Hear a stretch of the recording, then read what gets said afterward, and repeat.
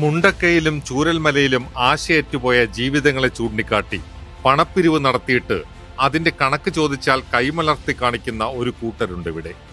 ജനങ്ങൾ താടിക്കിട്ട് തട്ടുമെന്നായപ്പോൾ ഏതോ ഒരു കാട്ടിൽ കല്ലിട്ട് തടി കഴിച്ചിലാക്കാൻ നോക്കുന്ന കോൺഗ്രസുകാർ അവർക്കിപ്പോൾ ചില കണക്കുകളൊക്കെ കാണണമത്രേ. മലയാളികളുടെ നന്മ മൊത്തം പെയ്തിറങ്ങിയ വയനാട് ടൗൺഷിപ്പിൽ 100 വീടുകളുടെ സ്പോൺസർഷിപ്പ് തുകയായി ഡിവൈഎഫ്ഐ കൈമാറിയ 20 കോടി രൂപയുടെ കണക്കിലാണ് കോൺഗ്രസുകാർക്ക് ഇത്ര സംശയം. വയനാടിനായി പിരിച്ച പണം കനകോലുവിന് കൊടുത്ത ടീമാണെങ്കിലും അവരുടെ സംശയങ്ങളൊക്കെ അങ്ങ് തീർത്തേക്കാം.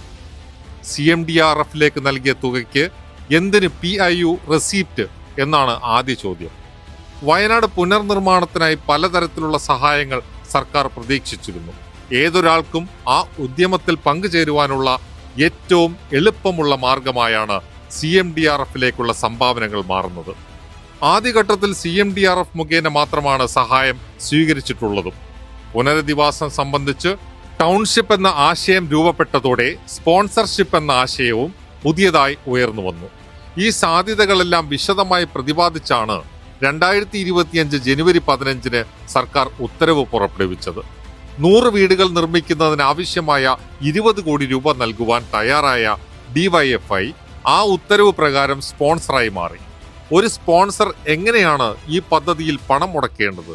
അത് വളരെ വ്യക്തമായി ഉത്തരവിൽ പറയുന്നുണ്ട്. സർക്കാർ ഉത്തരവിൽ പരാമർശിക്കുന്ന രീതിയിൽ ടൗൺഷിപ്പ് പദ്ധതിയുടെ സ്പെഷ്യൽ ഓഫീസറും നിർമ്മാണം ഏറ്റെടുത്ത ഊരാളുങ്കൽ സൊസൈറ്റിയും DYFIയും ചേർന്ന് ത്രികക്ഷി കരാറിൽ ഏർപ്പെട്ടതിന്റെ അടിസ്ഥാനത്തിലാണ് പദ്ധതി നടപ്പാക്കുന്നതിൽ DYFI പങ്കാളികളായത്. ടൗൺഷിപ്പ് നിർമ്മാണത്തിനായി സർക്കാർ ഉത്തരവ് പ്രകാരം ആരംഭിച്ച ജില്ലാ കളക്ടറുടെ പേരിലുള്ള അക്കൗണ്ടിലേക്കാണ് DYFI 20 കോടി രൂപ കൈമാറിയത്. ഈ തുകയും അതിലെ ചെലവുകളും ഓഡിറ്റ് ചെയ്യുവാനുള്ള സംവിധാനവും ഈ ഉത്തരവിൽ പ്രത്യേകം പറയുന്നുമുണ്ട്. ചെക്ക് നൽകിയെങ്കിൽ അത് മാറിയോ എന്നാണ് അടുത്ത സംശയം.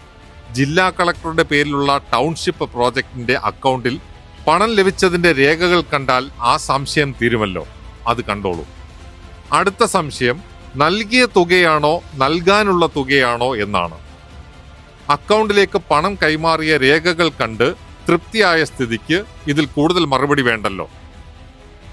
കൃത്യം 20 കോടി എങ്ങനെ എന്നാണ് അടുത്ത ചോദ്യം. 20 ലക്ഷം രൂപ ഒരു വീടിന്റെ സ്പോൺസർഷിപ്പ് തുകയായി സർക്കാർ നിശ്ചയിച്ചിട്ടുള്ള പ്രോജക്റ്റിൽ